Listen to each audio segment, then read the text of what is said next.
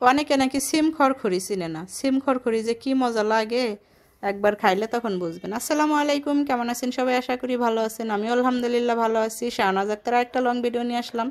তাই যাই হোক, আজকে কিন্তু আমি এখানে সিমটা ভাজি করব। খড়খড়ি মানে হচ্ছে সেটার ভিতরে রসুন দিয়ে আপনার বাঘার দিতে হয়। তা আমি তো সিমটা হালকা আমি একটু খালি নুন হলুদ দিয়ে একটু টাইলে নিছি। তারপরে যে গরম তেলের ভিতরে দিয়ে দিলাম ঝাল পেঁয়াজ। কিন্তু হ্যাঁ, সিম খড়খড়ি যদি আপনারা করতে যান তাহলে সব এরকম মশলা টশলা দিয়ে ঝাল পেঁয়াজ দিয়ে একসাথে একটু বসিয়ে দিয়ে লাড়াচাড়া দিয়ে অনেকগুলো রসুন ফোড়ন দিয়ে সিমটা ভাজি করে খাইয়ে দেখেন। ওইটাকেই সিম ভাজি বলে, সিম খড়খড়ি বলে।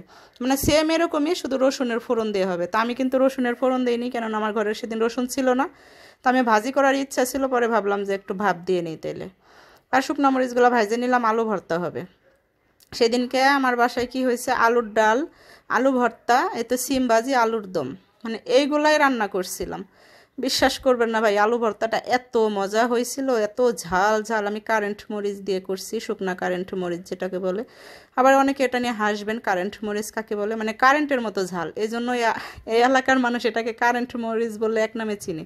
মানে দোকানে যায় যদি আপনি শুকনা মরিচ চান, অন্য একটা আছে না মোটা মোটা যেটা একদম বাইন মরিচের মতো, ওইটা দিয়ে দিবে। আর যা যদি বলেন আমাকে কারেন্ট মরিচ দেন, তাহলে বোঝা যাবে এটার একটু দামও বেশি, কিন্তু অনেক ঝাল। তাই তো আমি এখানে মশলা কষিয়ে নিলাম।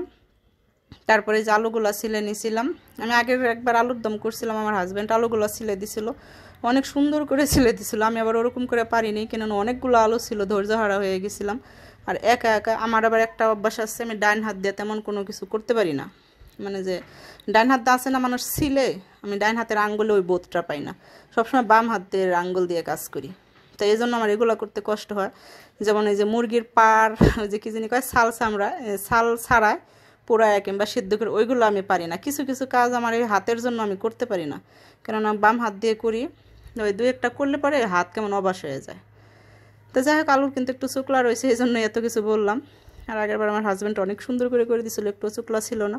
আর যেহেতু নতুন আলু, সামান্য পরিমাণে ছিল, বেশি ছিল না। তাই তো আলুর দম করে নিলাম। আমি ঝোলের জন্য পানি দিয়ে দিলাম, ভাজা জিরা গুঁড়াও দিয়ে দিছিলাম। তা বাটা মশলা দিয়ে কিন্তু এভাবে আলুর দম করলে ভালোই লাগে, এবং ঘর ঘরে রুটি দিয়ে খাইছি লাস্টে। মানে গরম ভাত, ওই যে আলুর ডাল রান্না করছি, আলুর ডালের ভিডিওটা নিতেই ভুলে গেছি। মাঝে মধ্যে এত খারাপ লাগে, ভিডিও করতে ইচ্ছা করে না। আর বর্তমানে রান্নার ভিডিও নিয়ে খুব প্যারায় আছি, কেননা ক্যাপকাটের প্রো আসার পরে আমি এডিট করে শান্তি পাইতেছি না। অনেকে শুধু বলে ইনশর্ট দিয়ে এডিট করেন, ওইটা দিয়ে আমি আবার শান্তি পাই না। মানে আমার ভালো লাগে না, কেমন একটা অন্য রকমের লাগে, আউটি কাউটি লাগে, বুঝিও না তেমন। তো এটাতে একটু বুঝতাম। এটার ভিডিওটা করার পরে, প্রোগুলো ওঠানোর পরে ভিডিও একদম নষ্ট হয়ে যাইতেছে, নিজের ভিডিও নিজের কাছেই লাগতেছে। আর তেমনই পায় না, মানে এটা আবার লোগো কাটতে যখন যাই একদম ঘোলা হয়ে যায়। তো কিছু করার নাই। এদিকে আবার এই যে স্বামীকে কাঁচা ঝাল দিয়ে আমি শুধু গরুর ফ্যাপসা ভুনা করে দিছিলাম। আমি অল্প মশলা দিয়ে করছিলাম, তো কোনো মরিচের গুঁড়া টোড়া কিচ্ছু দিইনি, সামান্য একটু হলুদ, সামান্য একটু ধনিয়ার গুঁড়া আর বাটা মশলা দিছিলাম। এই জন্য বেশি করে কাঁচা ঝাল দিছিলাম। আর এই যে আমি তারপরের দিন পাতিল মাখায় ভাত খাইতেছি। এই ভাত খাওয়াটা যে কি মজা, কাউকে বইলা বোঝানো যাবে না। সত্যি পাতিল মাখানো ভাত অনেক মজা। আমি কিন্তু ফ্যাপসাটা লাস্টে একদম মাখা মাখা করে ফেলাইছিলাম, মানে কোনো ঝোল রাখছিলাম না, লাস্টের ভিডিও নেওয়া হয়েছিল না।